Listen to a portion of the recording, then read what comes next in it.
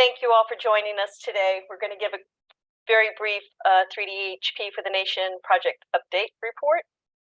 Most of you are aware the NSGIC annual meeting will be September 25th through 28th in New Orleans. Please try and join us. It's going to be a great meeting. We will have a 3D-HP workshop Monday of that week from 8 to 10:30 a.m. And it's going to be on practical measures for 3D-HP preparation. Really hope you can join us. We will be sending out a survey in advance, and that's the information that'll help develop the workshop, so please watch for that. We will also have a 3D-HP for the Nation interest group breakfast breakout. That's your chance to kind of fill us in on what your activities are, so watch for that. If you plan on presenting on a 3D-HP related topic, please let us know. We'd just like to know in advance what's going to be in there. And just to note that the call for abstracts is open until July 28th. Conference registration is open. Other things happening. Our first ever golf tournament also. So if you love 3D-HP and you love to golf, you ought to be, and you love New Orleans, you should be there. We're still continuing the 3D-HP experience inventory. Phil's on the line, and Dennis Peterson as well. There's been renewed interest in sort of converting those to use cases and applications of 3D-HP. So watch for more about that. And some of the other activities we're working on are the development of guidance documents. Right now, we're actually working on the development of a 3D topographic national model data acquisition planning guide. It'll be an evolution of the former 3DET planning guide that'll address both programs. How do you plan for acquisition, funding strategies, stakeholder engagement, etc. And as you all are aware, we've been working with culvert mapping techniques, attributes, and data applications. And Phil has just published an ESRI experience. He can say it better than I can. We did a survey, and that information has been compiled into an experience inventory. Phil, help me out here. That works. Okay. I'm going to quickly copy some of these URLs into the chat for your information.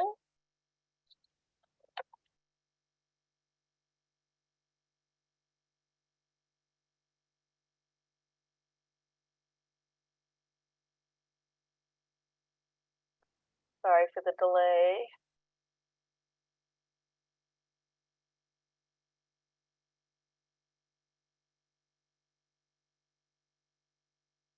If there's something else you need a link on, just put a message into the chat and let us know, and we will be sure to get you the link.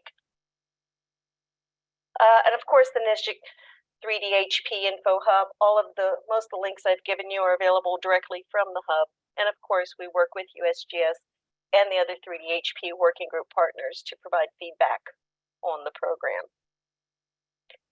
With that said, I'd like to get to the reason that we're all here today. First up will be Sue Buto with USGS, the Hydrography Data Acquisition Lead. Sue's going to be telling us about the new 3D-NTM DCA. And then after Sue gives us an update, we're going to hear from Megan Lang, she's the National Wetlands Inventory Chief Scientist, and Megan's going to talk about activities to improve interoperability between NWI and 3D-HP. Sue, I will stop sharing and you can take it away. Great, thank you, Linda. Let me see if I can make this work. Hopefully y'all can see my screen. Please, if you have questions during Sue's presentation, just put them in the chat. We're going to capture them and come back to them after her presentation. We may have to cut off discussion to get to Megan's presentation, but we will revisit those questions after Megan's presentation. So please put anything you need in the chat. Sorry, Sue. No worries. Thanks, Linda. So this is going to be really brief, just sort of an overview of the new data collaboration announcement. Megan was very gracious in giving me some time on her presentation day to do this. I do want to start so everybody's sort of on the same page for those of you who are not familiar. The USGS National Geospatial Program is moving towards a 3D national topography model, which is a goal to integrate our elevation and hydrography data sets to model the nation's topography in 3D. And the idea here is to have integrated data sets that support scientific requirements for across our user community. And many of you are aware and have participated in, thank you, in the annual 3DEP data acquisition process. And our data acquisition has always been managed sort of with two streams of data acquisition partnerships. One kind of facilitated through the 3DEP working group, where federal partners on the working group identify their mapping priorities, and then we directly enter into interagency agreements with them and move forward on data acquisition. And then the 3DEP BAA, which I believe has been in place since 2015, which was designed to be an equitable process that allows non-federal partners to propose data acquisition projects and then cost share with 3DEP and our other partners. So that's where we have been since about 2015. And now we're moving into a new phase as we put the elements of the 3D national topography model into place. Part of the transition is NGP changing its process for looking for and selecting partnerships, and that will begin in this fiscal year. The revised structure, as noted, is called the 3D NTM Data Collaboration Announcement. We plan to release the announcement in September, but as always, I'll put subject to change on that, depending on when we get all the information put together for y'all. And the DCA will replace the broad agency announcement and will include partnerships for both 3DEP and 3DHP. So change is always challenging, but we don't see this change as being negative. There's a lot of good things we think will come out of this. And we do want to emphasize the things that won't change are the best practices that we've established over the many years of issuing a broad agency announcement. So as with the BAA, the same sectors of partnerships are welcome to join us in data collaboration, data acquisition.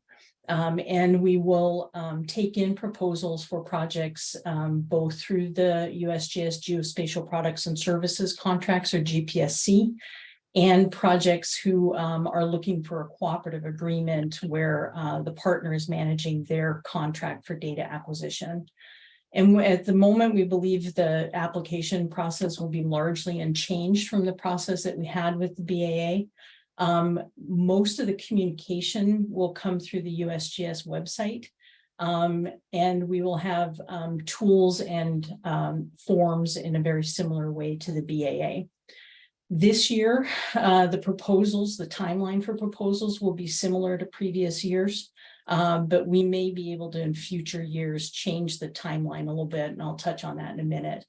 And importantly, our national map liaisons will continue in the same role that they've had with the BAA to support all of you on the landscape when partner coordination and development of agreements after proposal or project selection.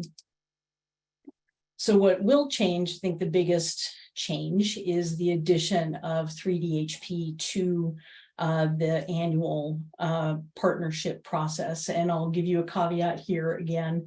The partnerships for 3DHP will be dependent on the FY24 federal budget. 3DEP has a long-standing funding that is pretty stable, at least up till now. So 3DEP is a little more sure in their moving forward with proposals, and we're just in the early stages. So we'll wait back a little bit with funding proposals until we have a final federal budget. Hopefully that will come early in our fiscal year. Another change that those of you who have applied to the BAA in the past might notice is that communications for GPSC projects will come more directly from the program teams, the 3DEP and the 3DHP teams, rather than some of the communications coming through a contracting officer. On the cooperative agreement side, we will have a grant specialist who will communicate with financial assistance or cooperative agreement applicants. And we are also moving, for those of you who are familiar with the BAA, we're moving the contents into a new portal that is under our 3D National Topography web pages. And you can see the URL, the shortened URL there. And that will branch you off to both the 3DEP and the 3DHP side of the applications. And one thing I do want to emphasize, which I didn't previously, is the proposal process for these will be separate. We're releasing them as a single announcement, but they are separate. We won't be accepting joint 3DEP, 3DHP data collections or joint proposals. So I want to make sure everybody understands that. Another thing that's changed is correspondence will be managed through new mailboxes. They're both the program acronym _DCA at usgs.gov, and those email addresses should be available on this portal. So those of you who have been longtime BAA applicants, you'll have to erase from your memory the old BAA inbox. I think we will forward emails for a short time from that inbox to the newer inboxes as well.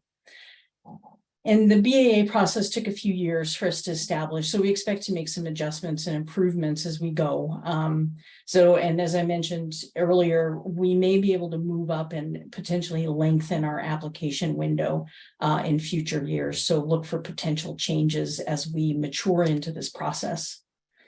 So the benefits of doing this, again, change can be challenging, but we don't think that particularly this year, our partners will see any real material changes. Other than our financial assistance partners will see a slight change in the application process that will be explained to you. But we are looking forward to removing the BAA structure and looking for ways that we can now reduce paperwork and some high-level approvals from USGS and sometimes all the way up the chain in the Department of Interior. So that may decrease our time and the timing constraints and give us some flexibility. Again, for 24, we're working on similar timeframes as in previous years, but we'll see how it goes in future years. And hopefully we can get those timelines a little more amenable, particularly to 3DEP data acquisitions, which are often seasonal. And again, those of you who are familiar, you know how challenging it can be to submit a BAA proposal and actually do a spring acquisition. That can take some feats of amazement to get that done. So again, for GPSC projects, the partners will apply to and communicate directly with the programs, rather than working through SAM.gov or contracting officers. So most of these benefits do benefit the GPSC process, but in the years of the BAA, about 85% of the 3DEP applications were GPSC projects. So these changes, we believe, benefit the large majority of the acquisition projects. So touching back on the data acquisition process, the changes really are relatively minimal, particularly to our partners. We still have working groups, federal working groups that coordinate on federal data acquisitions that then coordinate with now DCA data acquisitions, which still will be a fair and equitable process for you, our partners that are non-federal, to propose projects out on the landscape. So we're very much looking forward to seeing how this process changes and benefits all of us. So I do want to note a few more presentations that you can join on July 25th. We have a hydrography community call that will include some information about the DCA that has been shown here, as well as an update on the 3DHP program. If you'd like to join that call and don't already have an invitation, you can request an invitation from our California and Arizona liaison, Drew Decker. And August 9th, we have our annual webinar. And we've done this for many years for the BAA. We're continuing that for the DCA that will give more information and sort of instructions on how to apply for the funding opportunities. And we will continue to add information, including an FAQ page to the DCA portal as it becomes available. And again, you can send your questions to those emails. And again, you can also find those emails on the DCA portal. So take down that shortened URL, or we'll put it in the chat. And that is all I have. Linda, did you want to ask for questions at this point? Yes, does anybody, that was fast and furious, Sue. It was I intended think that way. everybody's still processing. Wait. So if you do have questions, and again, if you don't think it's like, if you're still processing, just what are the, what questions do you have for Sue? Please don't be afraid to ask something that, you know, you might think was covered or others might understand, but I think everybody's got a lot of questions, so I'm surprised we don't see anything in the chat yet. That's okay. It was fast and furious.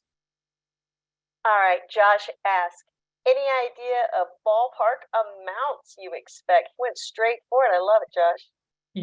Josh is always straightforward.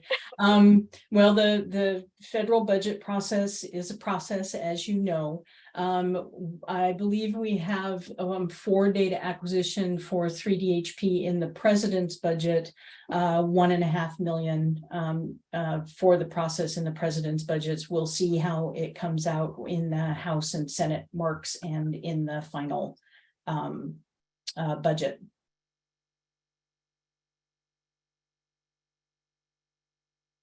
Anyone else?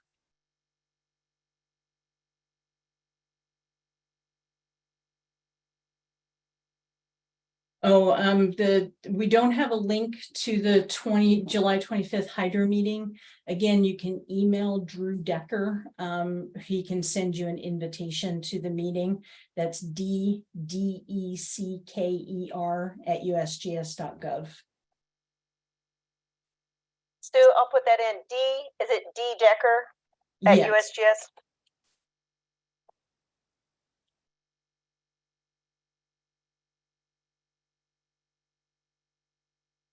And is that the hydrography working group? Remind me. It's the Hydro Community Call that's on the 25th. All right, you guys are going to forgive some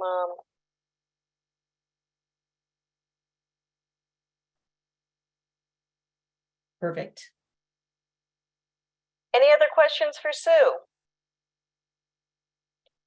Brett Thomasy asked, was the 1.5 million budget request you mentioned for 3DHP only versus for both 3DHP and 3DEP? That is 3DHP only. I don't have off the top of my head the 3DEP budget, but it is significantly larger than 1.5 million, I will say.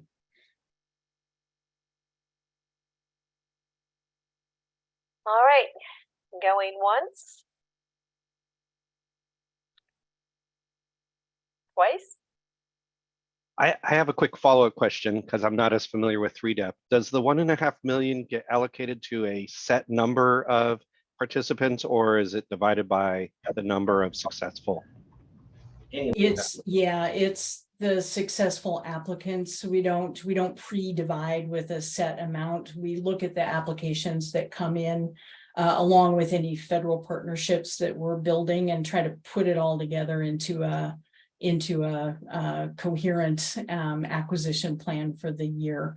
So if somebody comes in with a really great proposal for a really big acquisition, if it's too big because we want to make sure that we share with all our partners or partner with as many partners as we can, we may ask really large applicants to cut down their application just a little bit in order to spread it around a little bit.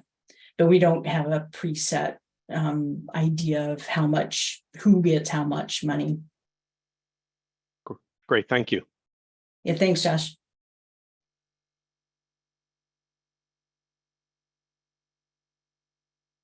All right. Well, with that, let's turn it over to Megan Lang, National Wetlands Inventory. Megan, feel free to share your screen.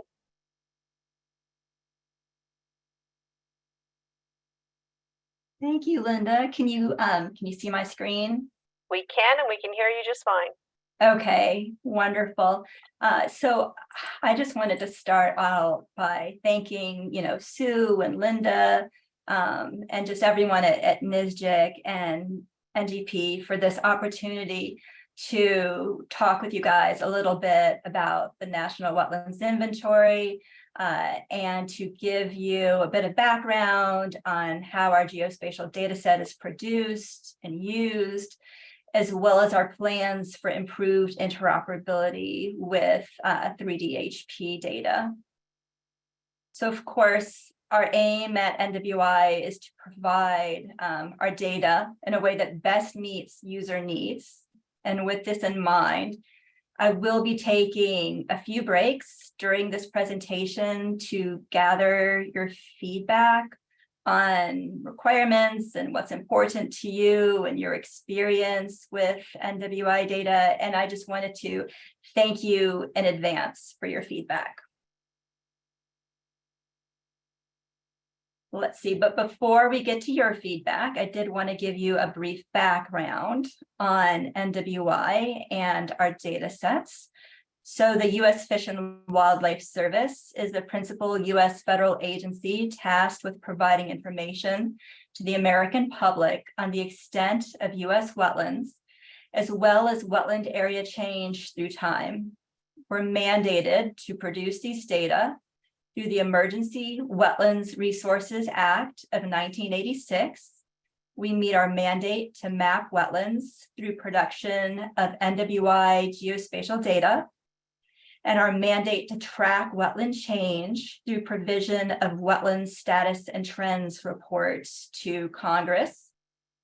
Together, these data sets provide critical information on wetland and deep water habitat type, location, and trends to best support a broad array of decision support needs. So with this presentation, I will focus on the geospatial data set. But before I shift over to the geospatial data set, I wanted to give a quick shout out for our next National Wetland Status and Trends report, which should be coming out in early 2024. So the NWI geospatial data set is our nation's most spatially and categorically detailed information on wetlands. And it's oftentimes, or it has been in the past, referred to as NWI maps, but we now call it our geospatial data set because we're fully digital, of course. The data set is identified by the Federal Geographic Data Committee and the U.S. Office of Management and Budget at the wetlands layer of the National Spatial Data Infrastructure, an infrastructure that is intended to create and provide the geospatial knowledge required to understand, protect, and promote America's national and global interests. Creation of the data set has taken a substantial amount of effort, in particular teamwork.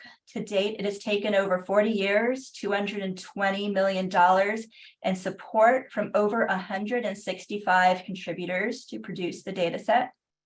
We work with stakeholders to map or update about 50 million acres of NWI data annually.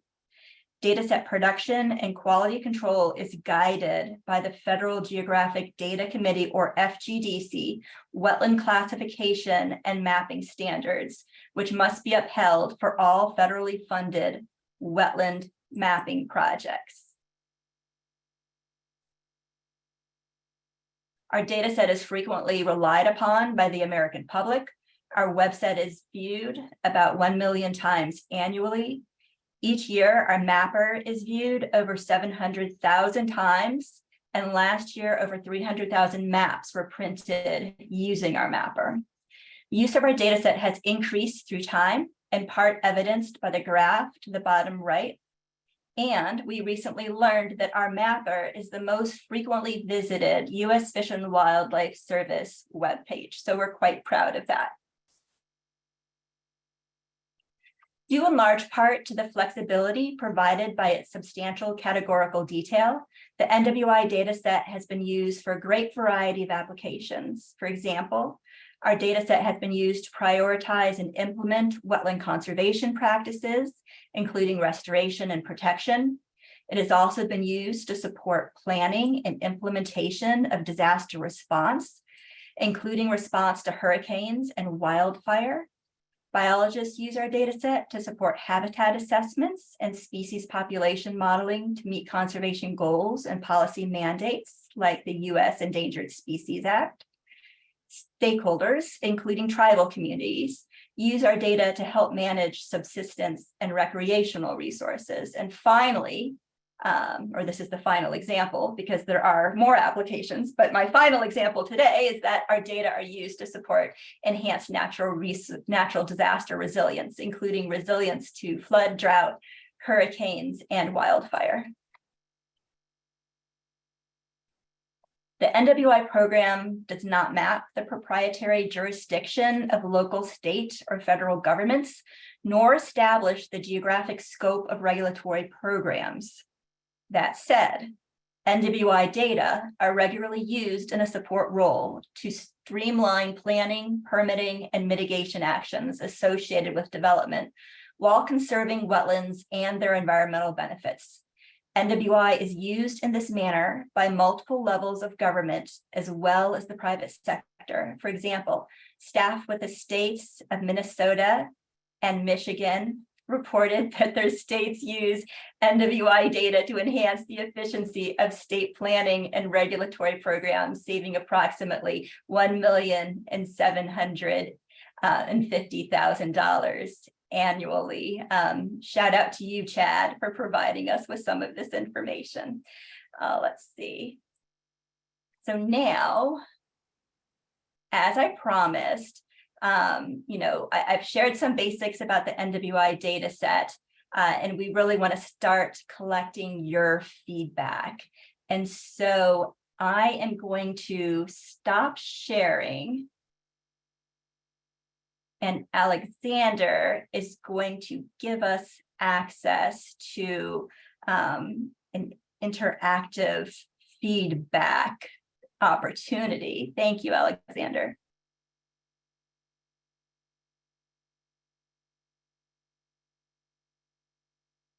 So guys, if you would go to the website that you see on the screen above, it's pollev.com. And if you just put that in, thank you so much, Sue.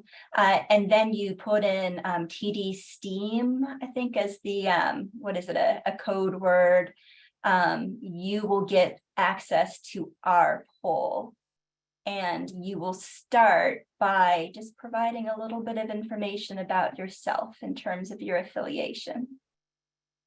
So I'll give you guys a couple moments to find the poll by going to pollev.com and entering TD STEAM.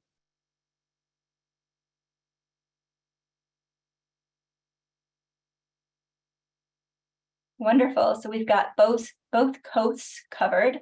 That is great.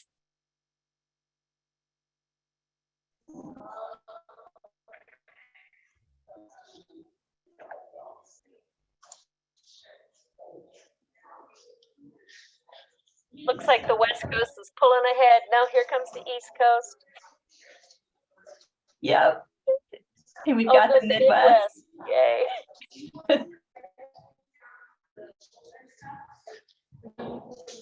I'm not sure where Wolpert is located. Oh, wonderful. So we've got Chesapeake Conservancy. That's close to me. I'm near DC.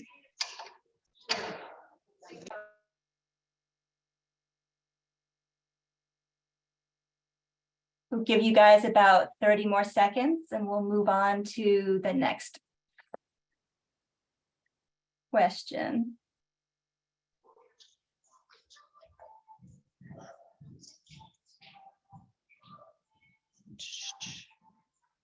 it's nice to have such a diversity of folks with such great expertise. Thank you, everyone, for calling in and representing on the poll.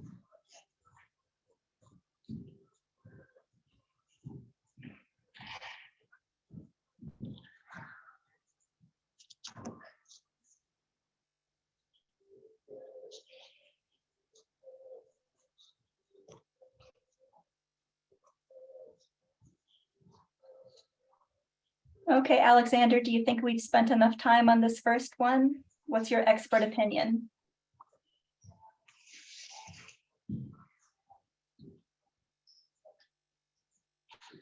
Okay, so we've got our second question up, and we'll give you guys a few minutes to respond to this one.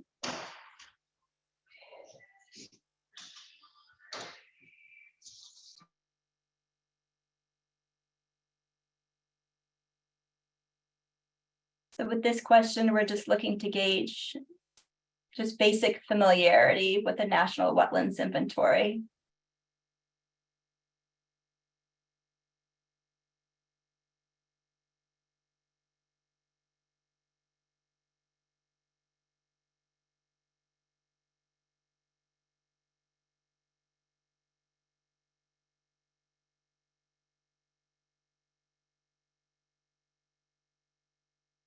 Alexander, why don't you go ahead and show us some of the responses, and then we can give other folks a little bit more time to respond.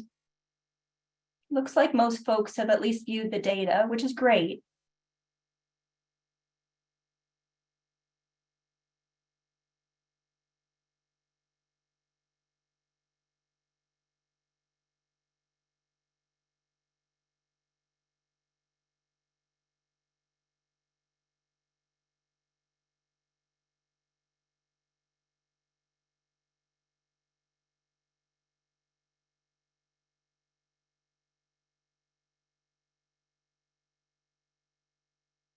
Okay, Alexander, looks like thank you.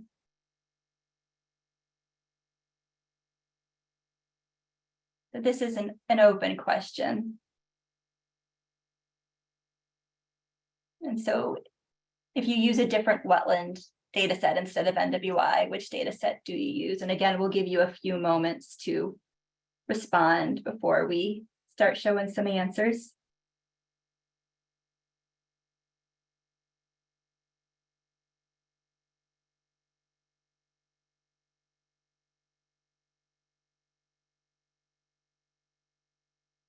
And again, this is only if you use a different wetland data set instead of NWI.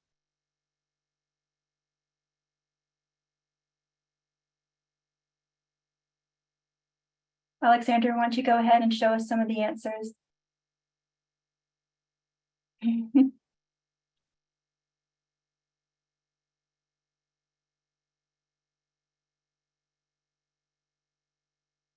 Nice. And I will say that a lot of the state wetland data sets that are out there are connected with NWI. They might just be a slightly modified version. A lot of times we've worked with the states to help create their data set, and it might actually be housed in two places, both with the state and on our mapper.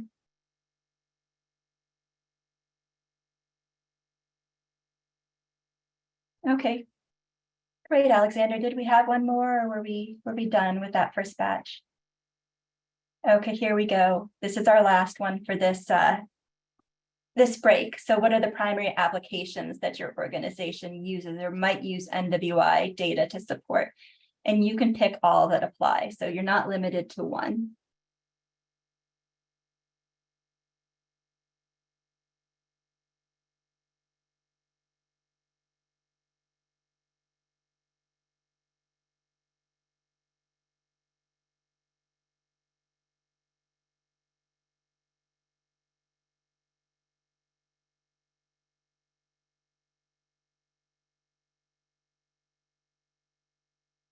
Alexander, why don't you go ahead and start showing us some of the answers?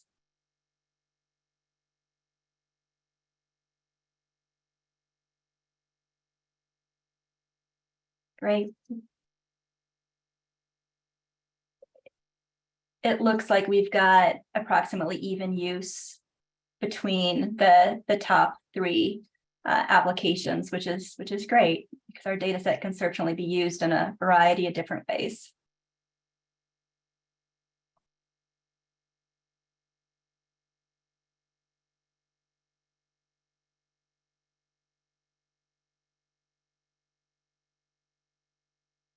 Okay, looks like we're about done with that one, Alexander. What do you think? Okay, so I'm going to go ahead and share my screen again.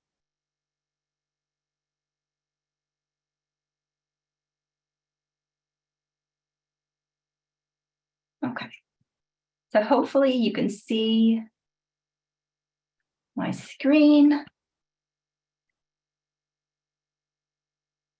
And I'm just gonna move on. Okay, so the NWI geospatial data set is primarily produced using manual interpretation of fine spatial resolution optical images, including aerial photographs and multispectral satellite data. And this approach is augmented by automated classification procedures, including object-based image interpretation and artificial intelligence. FGDC wetland mapping standards require that the base imagery that we use have a spatial resolution of 1 meter or finer in CONUS and 5 meters or finer in Alaska. Mapping is also informed, of course, by ancillary data, including digital elevation models. Our minimum targeted mapping unit is 1/2 acre for wetland features in CONUS and 5 acres in Alaska, although most mapping is done at a finer spatial resolution, and this is at the discretion of funders. So funders can decide just how detailed they want to get. So for example, mapping at 1/10 of an acre isn't at all unusual. The NWI data are designed to use a hierarchical classification system. This classification system is often referred to as the coordinate classification system. It was designed to get at critical differences in habitat, but also provides details that are essential for determining wetland function. The wetland codes or the coordinate codes are determined by landscape setting, substrate, and vegetation type, as well as water regime, human influence, water chemistry, and soil type. So about 5.2 million different codes can be generated using the classification system, but we most commonly rely on about 200 codes. Our data are well used for a wide variety of applications, as I mentioned earlier, but except for a pulse of funds around 1993, we've had a flat budget for about 40 years. Our primary challenge is and has been to support a complete contemporary data set with a budget that has been flat and thus functionally declining for decades. We're working towards meeting this challenge by leveraging partnerships and advanced technologies. So partnership is really critical. In the past, we were able to fund mapping ourselves or even offer matching funds. However, due to our long-term stagnant budget and inflation, we're no longer able to do this, with the exception of Alaska. There is some matching going on in Alaska. And you can talk to Sydney Filkey about this. But in the rest of the US, instead of NWI funding NWI mapping, the majority of mapping is currently funded by other federal agencies as well as states. So if you look at this slide, the pink areas represent geographies that were mapped between 2018 and 2022. During the first half of 2023, NWI data were produced for nearly 47 million acres across 17 states, and these areas are displayed in red on this map. Although we have recently produced data in all regions of the US, much of our most recent data can be found in the Midwest, West, and along the coast. We have ongoing mapping projects. So these blue areas on the map are where we're mapping currently. So we have ongoing mapping projects across large portions of the US. As you can see here, there are currently 134 different active NWI mapping projects covering about 490 million acres across 39 states and 2 territories. We're producing data throughout the US, but I'd like to highlight the tremendous amount of mapping happening in Alaska, which is of course our largest state. This activity is thanks to the tremendous support that we've received from Fish and Wildlife Service Region 7 and the hard work put in by our NWI coordinator in Alaska, Sydney Thilke, who has joined us today. Thank you very much, Sydney. Great to have you here. As I mentioned, we're currently relying on stakeholders to fund data production, but that doesn't mean that we can't help. So we provide technical assistance throughout the data production process. For example, we can help identify contractors who can map wetlands to NWI standards. We have at least one contractor on the phone now. We can help support planning, including identification of strategic mapping areas based on stakeholder priorities and estimation of costs. We can help write proposals and develop statements of work. We can provide QC and QA during production. We can store, archive, and distribute wetland data, and we can train agencies and other organizations to map wetlands. Some states and tribes do find internal funds for wetland mapping, but many others have received funding from a variety of federal sources. For example, EPA's Wetland Program development grants are a common source of funds, and EPA's geographic programs, including the Great Lakes Restoration Initiative, are also currently funding NWI mapping. Funding has also recently been allocated by the National Fish and Wildlife Foundation and DOI's Restoration Program. We recently heard from FEMA that they're building resilient infrastructure and communities, and hazard mitigation grants could be an additional source of funding for NWI mapping. And of course, there are other sources of bill and IRA funds. Although since these funds are relatively new, use of these funds for mapping is somewhat untested, but we do think that it's likely that bill and IRA funds could be used in some circumstances to fund watershed scale mapping associated with infrastructure and other projects. In addition to seeking direct funding for NWI mapping projects, stakeholders, including states, have successfully leveraged funding with other partners, including those listed here. For example, federal agencies like the Bureau of Land Management, Natural Resources Conservation Service, Forest Service, Fish and Wildlife Service, National Park Service, etc., often fund mapping on their lands and their easements. BLM in particular has funded mapping over very large areas, particularly in the Western US. Mapping has also been funded by nonprofits as well as regional and local governments. This would really be a good time to reach out to potential partners to see if leveraging is possible, especially in light of IRA and bill funding. So if you're interested in initiating a mapping project and have questions about coordination, funding, training, and/or quality control, please do reach out to Sarah Owen for projects anywhere except Alaska. And I believe Sarah is on the line. You could send her a chat if you'd like to.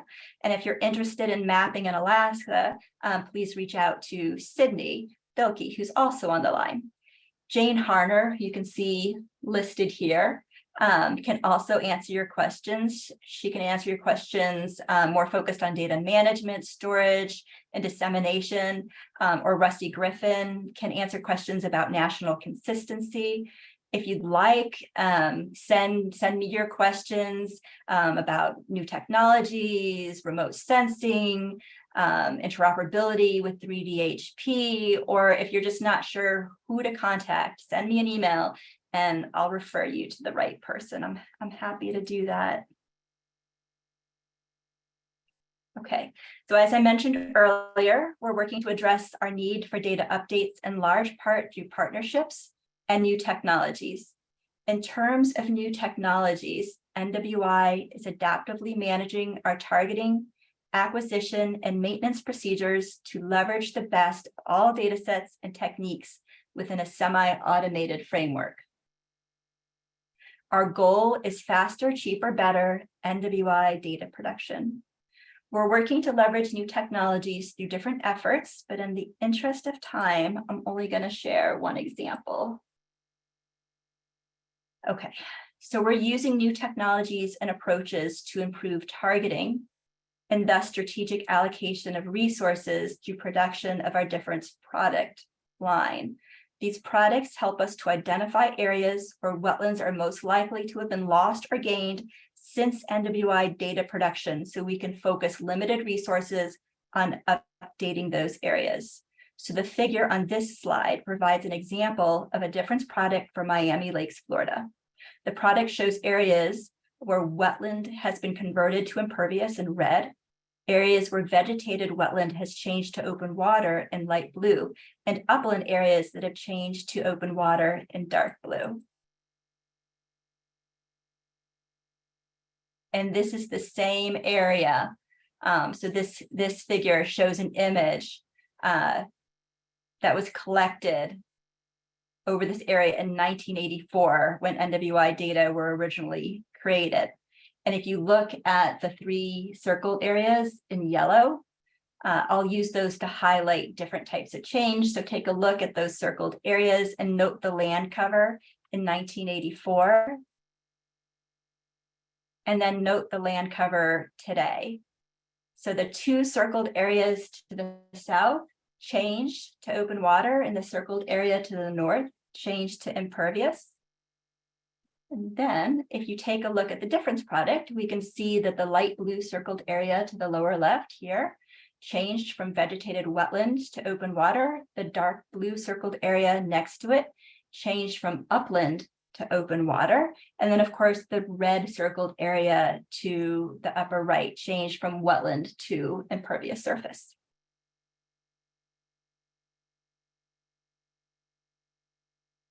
So the last figure that I showed highlighted loss to impervious at the NWI feature scale.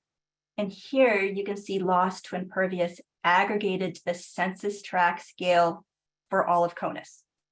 So the dark red census tracts have relatively high percent wetland converted to impervious surface and could be prioritized for updates. But note that although there are these concentrated areas of wetland change due to impervious increase, the vast majority of the US has not experienced this level of change since NWI data production, and therefore has NWI data that better represent current land cover. Better targeting using data sets like this difference product, and we do have other difference products that look at other types of change, but using this type of information can save money and get new data produced faster. And we're happy to work with you to help you view or understand or use these data. Please just reach out to us. And now it's time for our second break, where we'll gather a little bit more feedback from you. And again, we very, very much appreciate your feedback. It's really helping us to understand and meet your requirements in the future. So I'm going to stop sharing so that Alexander can share.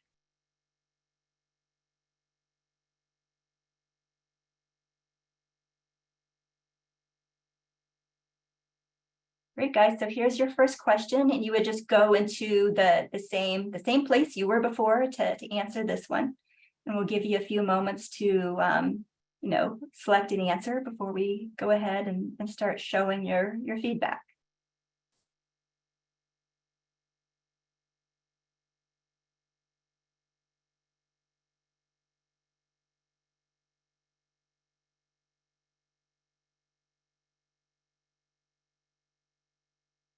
So Alex, oh, thank you so much, Sue. So again, if you guys joined late, please go to pollev.com /TD Steam, or you could just go to polev.com and enter TD Steam in order to provide us with some feedback. Alexander, why don't you go ahead and show us some answers? We really appreciate this, guys. This is very helpful to us.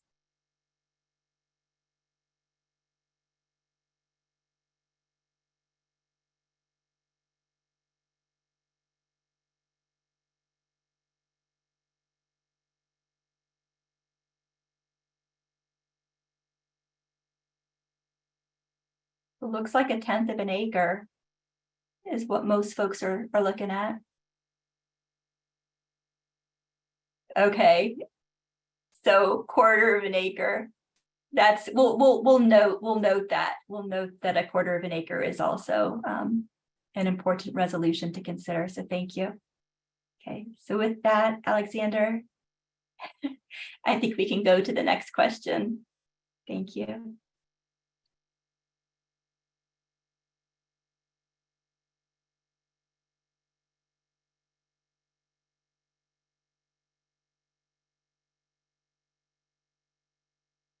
This is one that we often struggle with. You know, of course, we've got quite a few potential codes within our classification system, and those codes are heavily relied on by some folks, and others, quite frankly, don't need quite as much categorical detail. So we'd really like to hear from you. So Alexander, if you'd go ahead and show us some answers, that'd be great.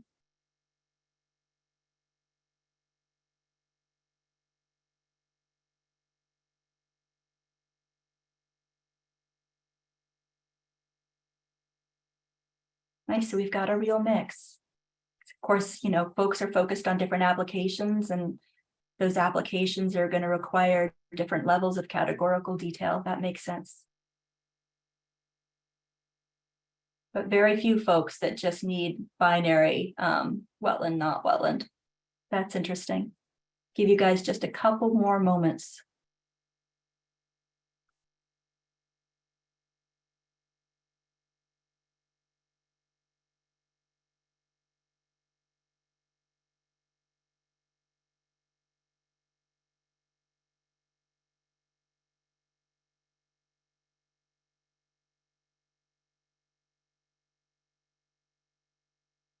Okay, Alexander, let's go ahead and move to the next one.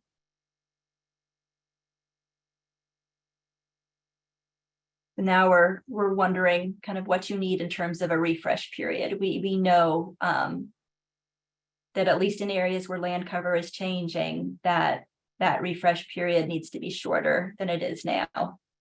It's really just a matter of resources, but we want to do whatever we can to get you the information that you need.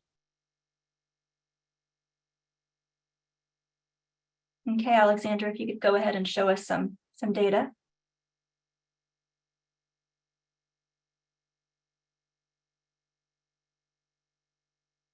Yeah. So it looks like we're looking at the majority of folks are wanting data updated every 5 years or better. Looks like that's what that's the message I'm getting. Couple more moments.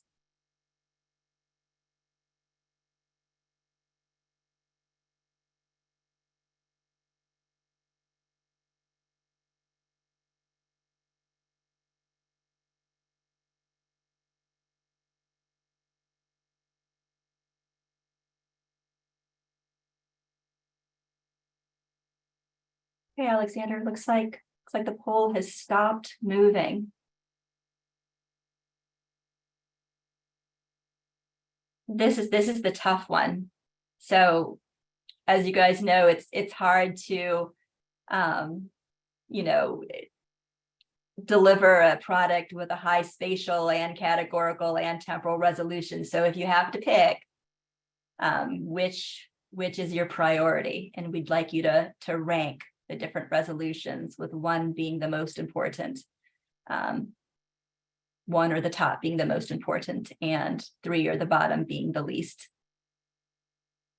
And you can go ahead and click on the requirement and then use the arrows to move them up or down. And shout out in the chat if you need help operating the poll.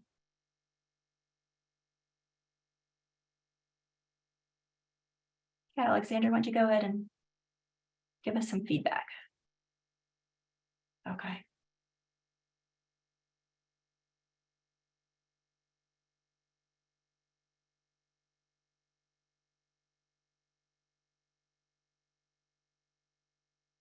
Again, guys, I want to thank you for your feedback. This is really important.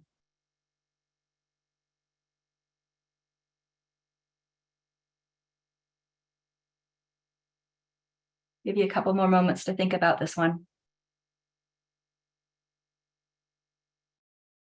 Okay, Alexander, think we're about done?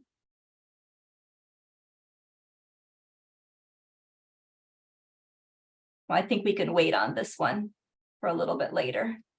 Yep, so I think we're good. I'm going to go ahead and share my screen.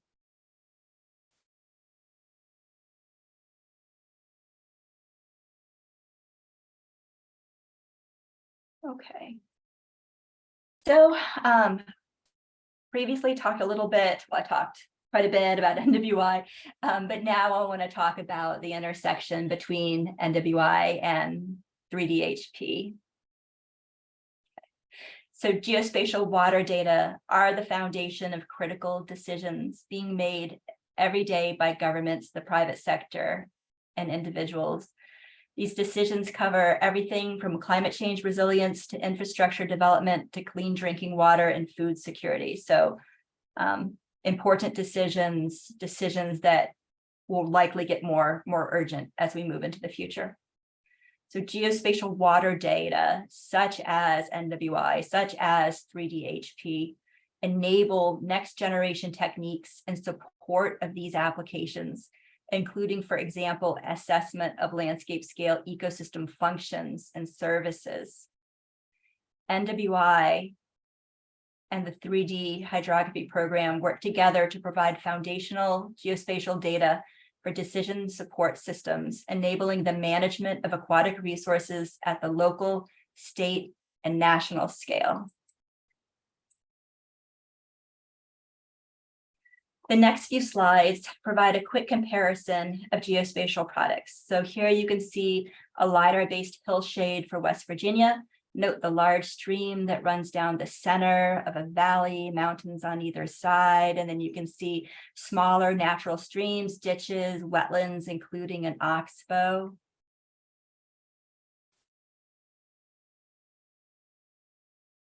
And here you can see NHD data overlaid on the same hillshade. Streams and ponds are mapped in blue, swamp marsh is mapped in green, and you can see flow lines in red. So this NHD data provides information on open surface water flow and connectivity. And as we all know, it's such critical data. And now you can see the NWI data set displayed on the same hillshade in the same area. So streams and ditches are mapped in blue, woody wetlands are in dark green, while wetlands with herbaceous vegetation are light green and ponds are lavender. Note that the NWI classification system was simplified for this display, so there are more wetland types in this area than you can see. So the NWI data provide information on water distribution, connectivity, storage within not only open water, but also vegetated ecosystems.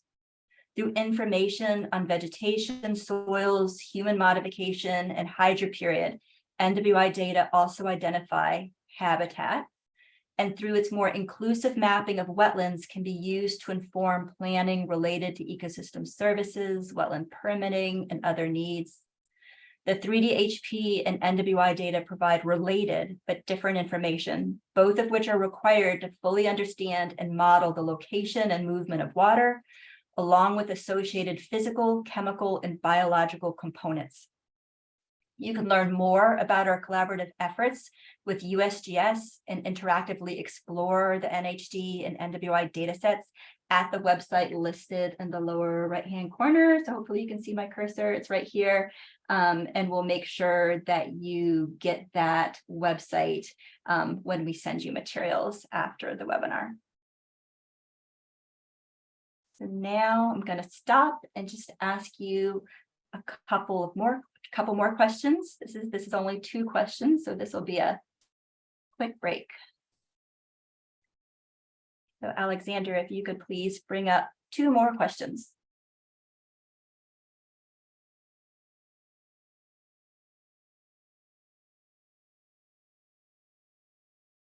Yeah, so with this question, does your organization use both hydrography, 3DHP, and wetland data?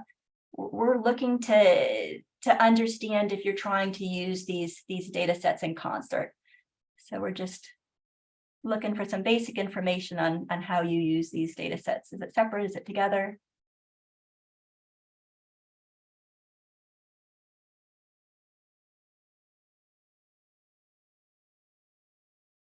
Alexander, this is a pretty straightforward one. I think we can start looking at the data.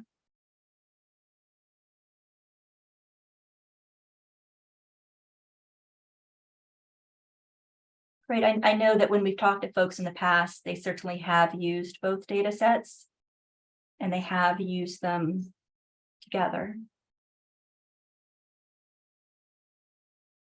Of course, our aim is to make it even easier to do so.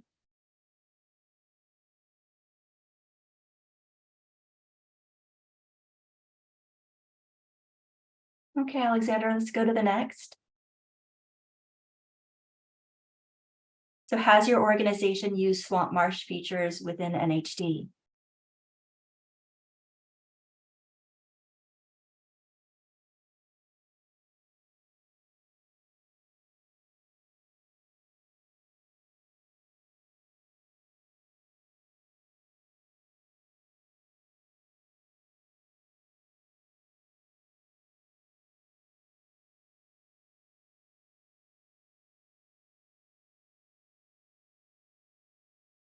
Okay, I think we can start looking at some data.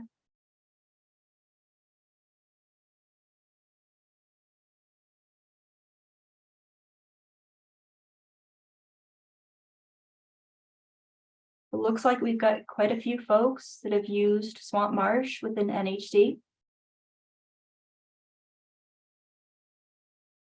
Oh, thank you so much for adding that story map.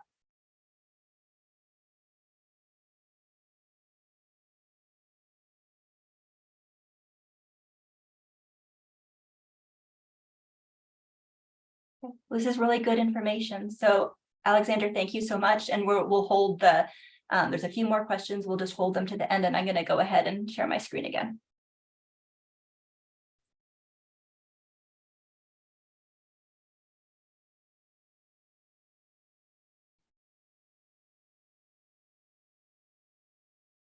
Okay. So as I mentioned, wetland and hydrography data are critical for water resource management. However, NWI, the NWI and the NHD data sets were originally created decades ago. Both data sets have a long history, and they need to be modernized in tandem to improve their effectiveness and gain cost and time efficiencies. The NWI and National Geospatial Programs have initiated long-term coordination in order to best align all aspects of NWI and NHD data management, from planning and outreach to data standards and distribution. We are working together through multiple governance structures, including the FGDC water inland theme. So Steve H.L. and I are co-leads of that theme. So we talk quite a bit within that arena and outside. Let's see. So as part of our collaboration with NGP, the NWI program has initiated multiple pilot projects designed to develop, test, and document new NWI workflows and specifications that further leveraging and interoperability with 3DHP data.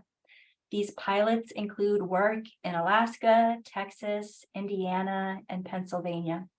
In Alaska alone, we're working with NGP to concurrently map about 23 million acres. And the projects in other states seek to identify, test, and document opportunities to leverage recently produced 3DHP or 3DHP-like data.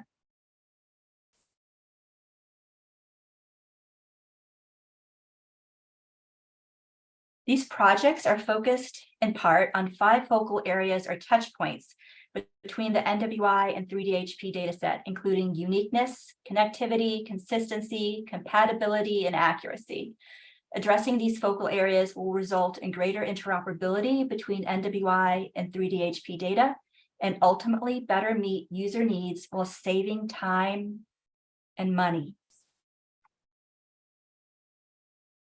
So I'm very happy to report that we have made significant progress within our first focal area, uniqueness. And I believe this is something that you guys have heard about. Here you can see NHD overlaid on a lighter base hillshade for another area in West Virginia. And again, you've got the perennial streams, intermittent streams, ponds, swamp marsh. Notice swamp marsh in green. And to enhance uniqueness, the green swamp marsh features that you see are not currently planned to be provided within the 3DHP data set. So in this way, we are supporting uniqueness and enhancing interoperability. And then if you take a look at the NWI data set for the same area, you can see that instead of having the swamp marsh features, you will be able to access more complete wetland information using the NWI data set, which is again here. But again, we're looking to support uniqueness. So the non-vegetated streams, like for example, here and here and here, that are below 15 feet wide will not be included within future NWI polygonal data. Instead, information on narrow streams can be accessed from the 3DHP dataset, which will map many more stream features relative to the NHD high resolution dataset. And we're really looking forward to having those 3DHP data. So not mapping these narrow streams will be a significant cost and time savings relative to NWI projects that include these features. And enhanced uniqueness will make using NWI and 3DHP data in tandem easier. So we're looking forward to continuing our work with USGS to better address today's emerging aquatic information needs. I cannot emphasize enough that your partnership in these efforts is really critical, and that we do stand ready to help support your wetland mapping needs. Please do reach out to us. I'll make sure that all of our contact information is provided. Also, if you'd like to find out more about NWI and NGP's plans towards interoperability, you can access the story map that was dropped in the chat. We'll also include that in follow-up materials. And with that, we just had a few more questions for you focused on interoperability. So I'm going to stop sharing. And Alexandra, if you'd please share your poll.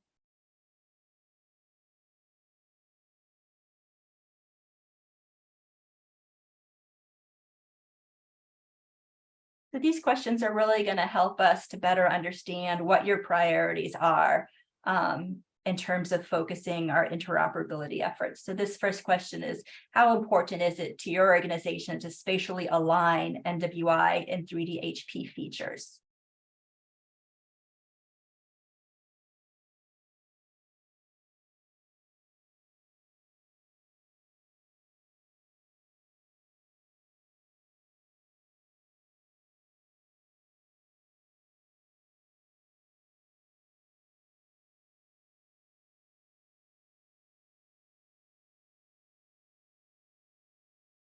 I am looking forward to answering the question that I just saw pop up about how best to link the two data sets.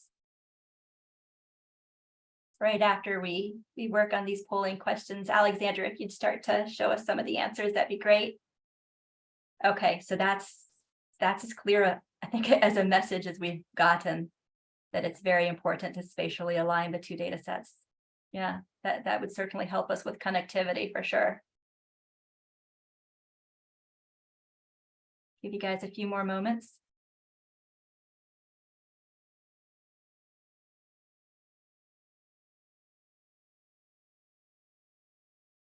Okay, Alexander, if you'd go to the next polling question. Okay, so the next one is, how important is it to your organization to coordinate the updating of NWI and 3D HP data?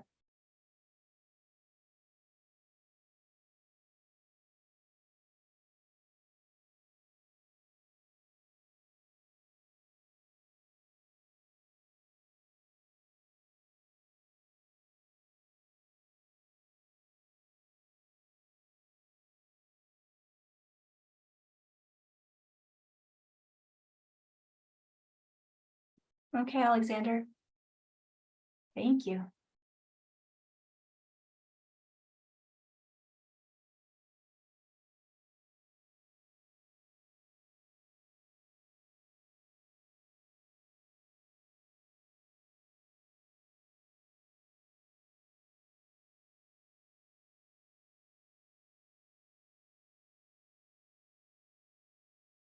And I wanted to thank you guys. It's so valuable to have your feedback.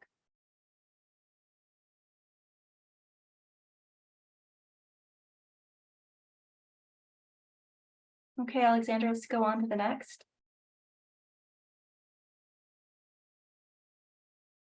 Okay, so this question gets at the importance of reducing or eliminating duplication of features between the data sets.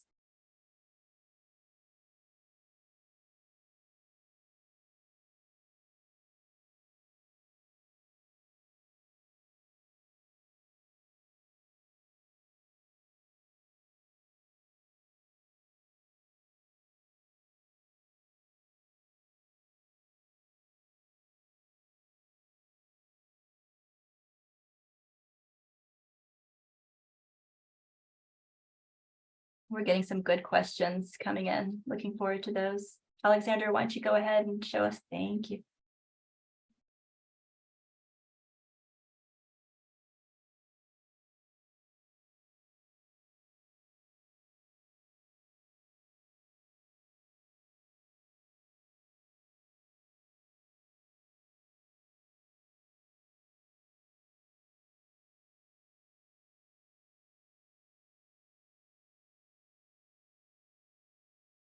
Okay, Alexander, next question, please.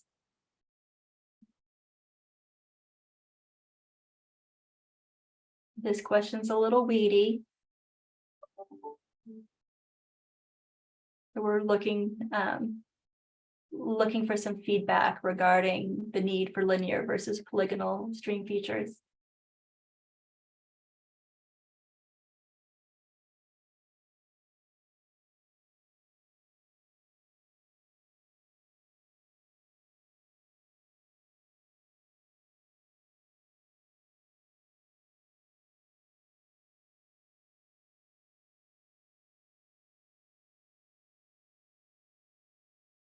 Okay, Alexander, let's take a look. Nice.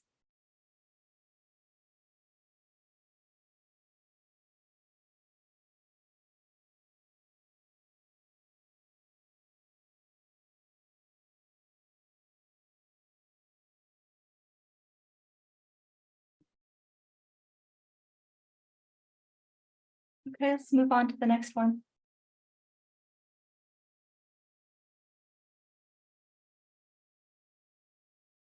So this one's a little bit trickier. When features are duplicated in 3DHP and NWI, how can we better meet your organization's requirements? Select all that apply.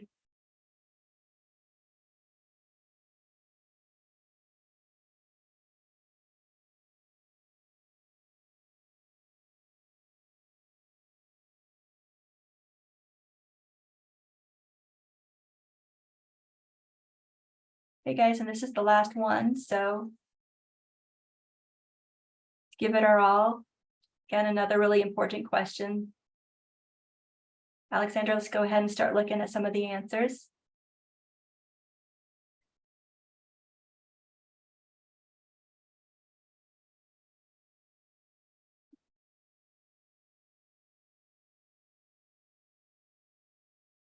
This is so helpful for us, guys. Thank you again.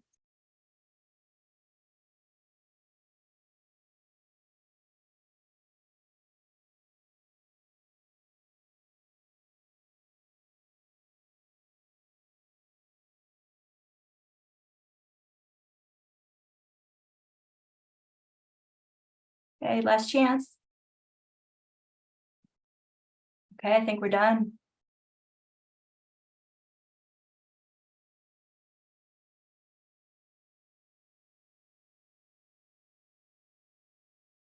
Yeah, so Linda, I didn't know how you wanted to handle questions. I'll leave that up to you. Thank you. I've been recording them, and I think I'll just go ahead and read them to you, and if the participant wants to jump in, they're free to. First of all, Jane Schaefer-Kramer with California Department of Water Resources asks, are there plans for a tabular link between NWI and 3D-HP? So, you know, Jane and everyone else, we've talked about quite a few options. That's a potential option. We still have a lot to figure out. We certainly want to provide the data in a way that makes it easier for folks to use the data in tandem. And also, you know, just requires less effort for you guys. And so that is definitely something we'll look into. And I don't know, Steve or Sue or Sylvia or other NGP folks, did you want to weigh in on that one?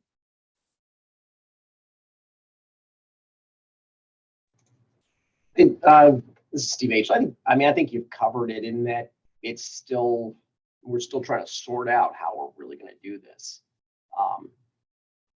And we know conceptually we don't want to be duplicatively mapping features that you're mapping. And actually some of the feedback we got today was very helpful in terms of scoping and prioritizing how to go forward on it. Yeah, I agree. The feedback has been absolutely incredibly helpful. And this is not something that's going to happen overnight. And this is not something that's going to happen without giving you guys more opportunities to weigh in. It'll be a process, and it'll be a process that we engage in, with our ears open, listening to what you guys need. All right, let's get on to the next one. Eric asks, what is the engagement among 3D-HP, NWI, CCAP, and the CCAP land cover? So I did mention, in terms of NWI and NGP, we engage quite frequently through a variety of different governance structures. We talk multiple times a month. So there's frequent dialogue there. And then in terms of CCAP, NWI has multiple projects going on where we're pulling in Nate Harold with CCAP. Nate's been a colleague of mine for many, many years. And we're also very thankful for his partnership. I have one example in terms of how we're pulling in the CCAP data, because as you guys probably know, CCAP has heavily relied on NWI in terms of, mapping its wetland classes. One way in which we're now using the CCAP data, especially that 1 meter data that's coming out, is we're using it to improve our difference products so we can hone in even more on exactly what areas need to be updated. So there's a lot of discussion amongst the feds.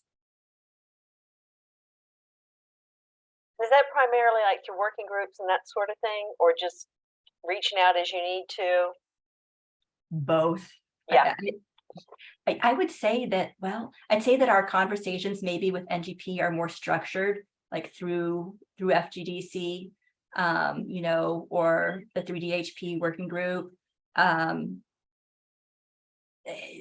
they're probably more structured with NGP, but we also engage just as needed, ad hoc. And then with CCAP, probably the way that we've worked most in terms of a formal mechanism is through the Interagency Coastal Wetlands Working Group. We've been working with Nate and CCAP for many years through ICWWG, but we also just informally ad hoc. Jim G asked, given the current lack of funding for NWI, what's your best sense of how NWI and 3D-HP will come together in the future to offer a more integrated set of federal products? Yeah, so that's a good question. I'd say that hope springs eternal.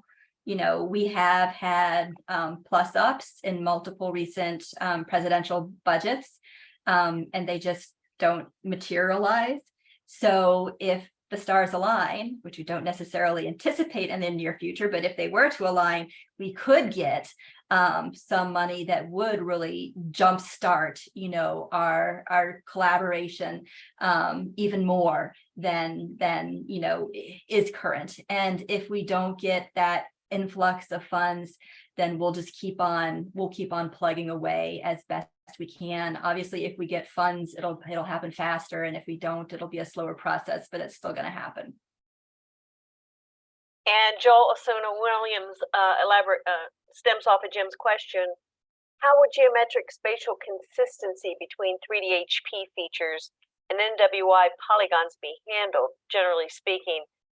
He's thinking of topology considerations, alignment, matching edges, gaps. Will NWI and NWI partners be leading that effort and making the NWI consistent with 3D-HP, or is it going to be the other way around, or a little of both? I think it's going to be a little of both. I don't think we can ever leave our partners out of it because they're such a big part of what we do, right? So much of our mapping is happening with our contractors and our cooperators that it will be a team effort. In terms of mechanistically how it will happen, you know, the exact details are yet to be determined, but there'll probably be different scenarios depending on what comes first. Is it the NWI data or is it through 3D-HP data? There's a lot of work being done in Alaska. Maybe Sydney Filkey can speak to that, where the hydrography data are being produced first, and then the wetlands are coming in. And so the folks producing the wetland features can see where the streams are, and they're able to better ensure, connectivity in that way, or spatial consistency in that way. Sydney, do you want to speak to that? Yeah, I think, we're really, I can't add a whole lot. We're still really in the beginning of this. And one of the things we've certainly found with our work in Alaska is the challenge of trying to do something new and different. And especially in the early phases, there's certainly costs associated with that. And so with limited budgets, we haven't been able to explore a lot of these alignment issues or adding unique identifiers or anything like that. I think this call is really a great opportunity for us to get that direct feedback and know that that's what our end users want. I would say for us, the big thing that we did implement here in Alaska early on was that what you referenced already, Megan,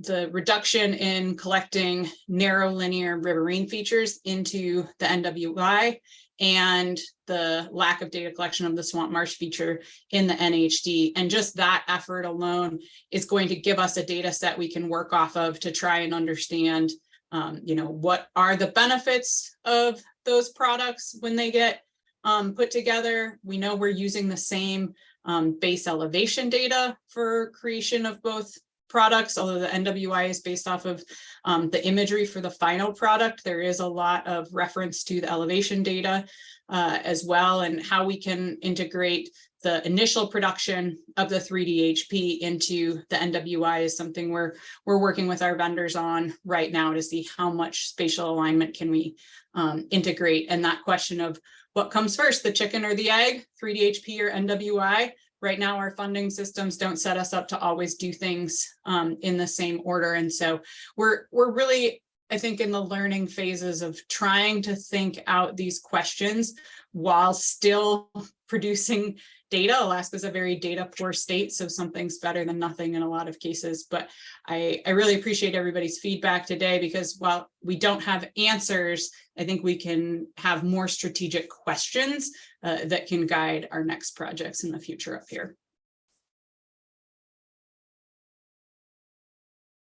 Great, trying to capture that. That was a lot of good stuff there, Sydney. You're going to get a chance to edit this Q&A. So.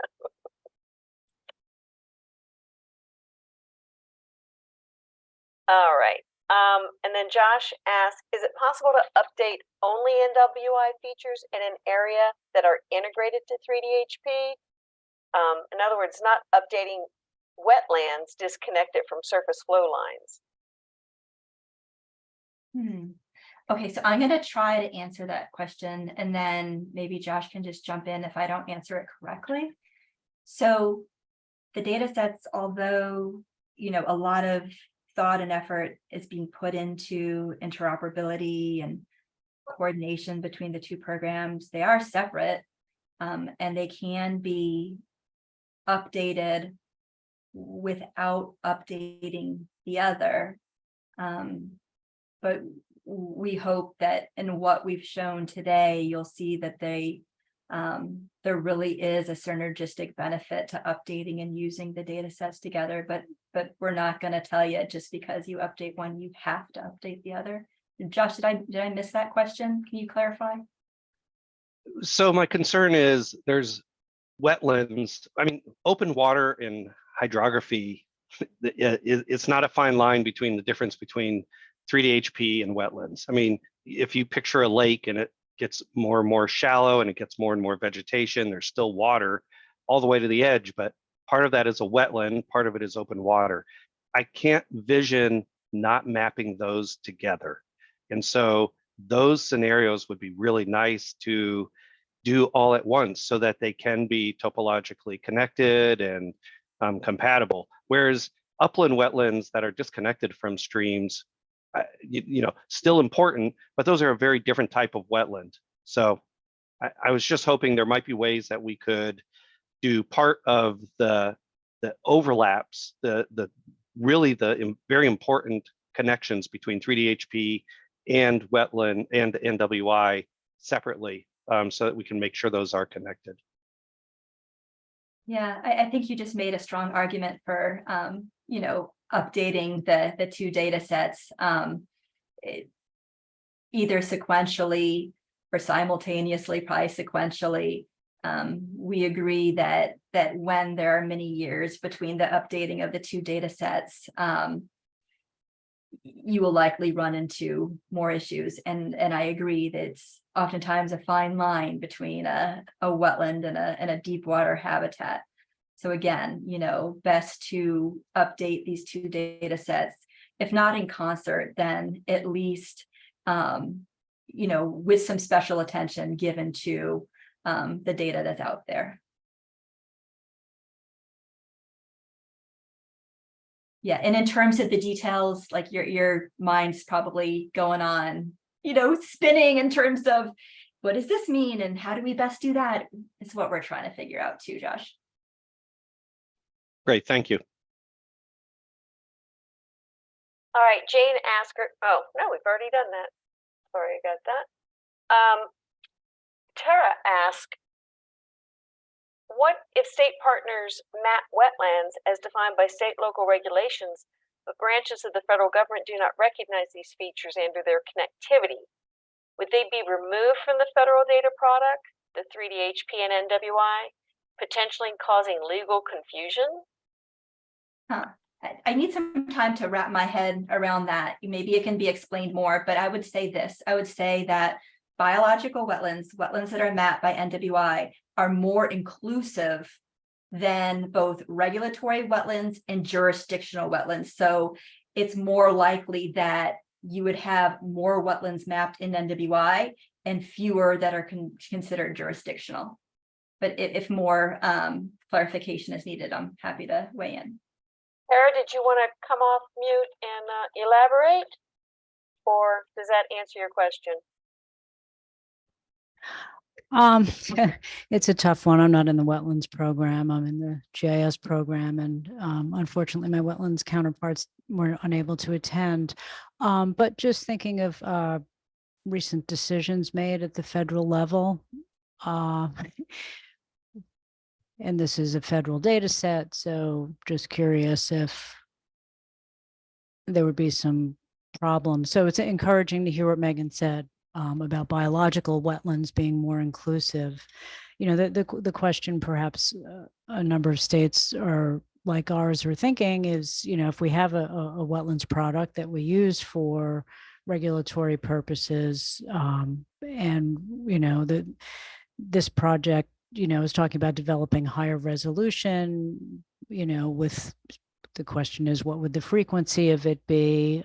Yeah, what does the state decide to do? Where do they decide to put their cooperative funding, right? Do you lean towards a federal product, but if federal law does not recognize things that state law still recognizes, then it seems like it would be a challenge. And, you know, lots of times people cherry pick the data they want to use in a legal situation, right? So that's why I mentioned potentially causing legal confusion.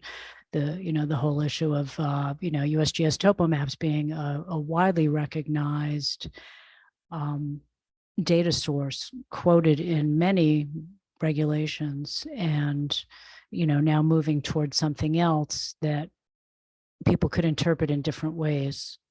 You know, I think, you know, Sue and Steve sort of touched on this in another meeting, asking whether that maybe there was an email that went out or something asking whether states had regulations that literally specifically noted NHD. You know, these are the kind of questions I guess I'm asking all at once and putting people on the spot, hoping you can answer them. Not at all, Tara. These are very good questions. These are important questions. I'm glad that you're asking them. So this is a question that we've wrestled with for decades, right?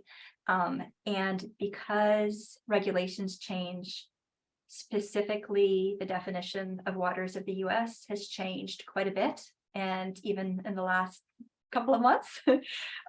And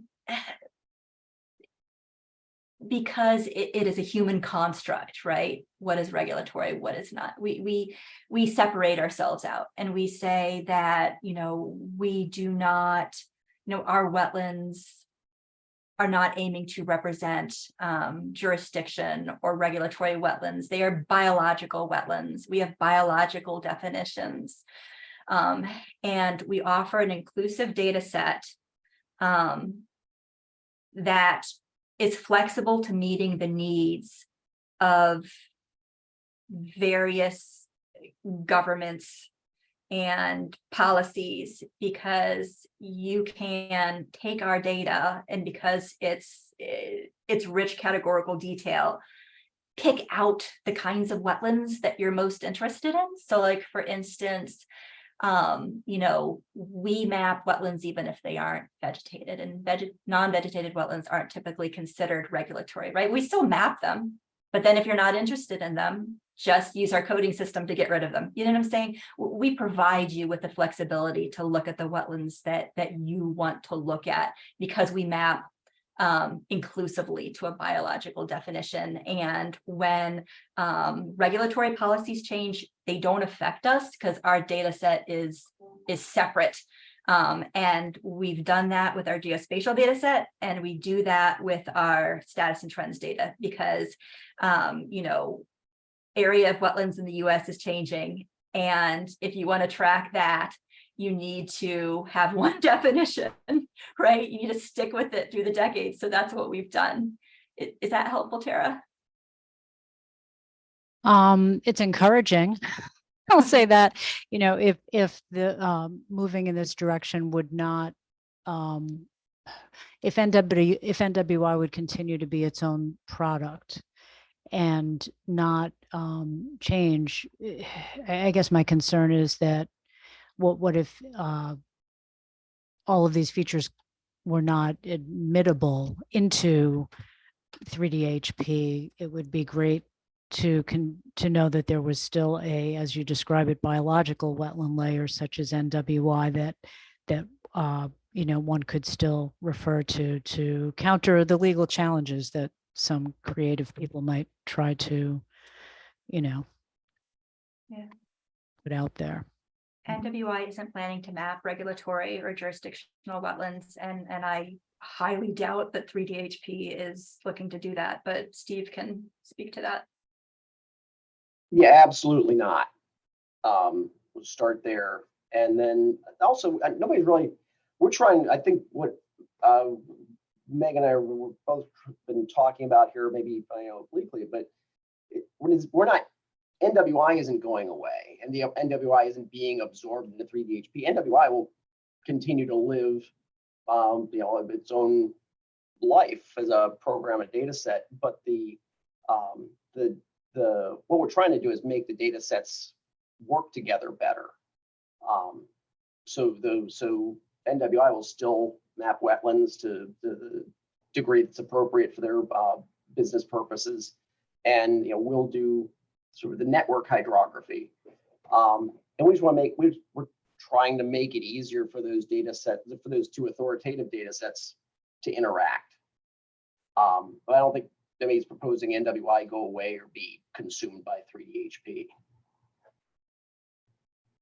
All right, we are way over time, but I don't want to leave out two things. First, I want to correct, Jane elaborated on an earlier question when I said we had already read that. I believe her statement was she understands that the 3DHP flow network will be tabular, so it'll be important to get the NWI features on the flow network. Anybody, either 3DHP or NWI, want to sort of support that statement? Steve, you want to jump in? Sure, I think that's part of what I wanted to talk about. If and this is sort of one concept of it. If there's a hydrolocation along the network that represents the wetland or the wetland complex, or however that ends up portrayed, that hydrolocation would be known within the flow table, and would be routable by table, possibly in addition to by geometry, but by table certainly. So yes, so some identifier of that wetland, again, a hydrolocation probably would need to be included on the network. Excellent. And then our last question, Eric, it looks like Sue's already responded to you. Sue, do you just want to answer Eric's question while you're on the line? Sure. Yeah, Fish and Wildlife has had an interagency agreement with USGS. I think that specifically included data acquisition. We don't have a specific 3DEP interagency agreement. I'm not sure the status of that agreement, but if it's expired, Fish and Wildlife and USGS can enter into another agreement if there's a need to collaborate on data acquisitions. Well, I want to thank everybody for the participation. Again, I'm sorry that we've gone over lots of good information. Thank you, especially to our presenters, Susan and Megan and their teams for bringing us this information. Please feel free to continue these discussions in the 3DHP for the Nation interest group discussion list. And we will get these presentations up in the Q&A document as soon as we can. And I guess I don't know that I need to bother to share, but we'll see you again next month. Let's get to the right. And we just received during this call information about next month for August 16th. We'll be hopefully talking about the Internet of Water. I don't know if you saw, Steve, they replied saying, yes, sure, pencil us in. So they are penciled in for next. If you have any questions, please feel free to reach out to me, Phil, or any of the presenters today. And with that said, I thank you all. Thank you, Linda.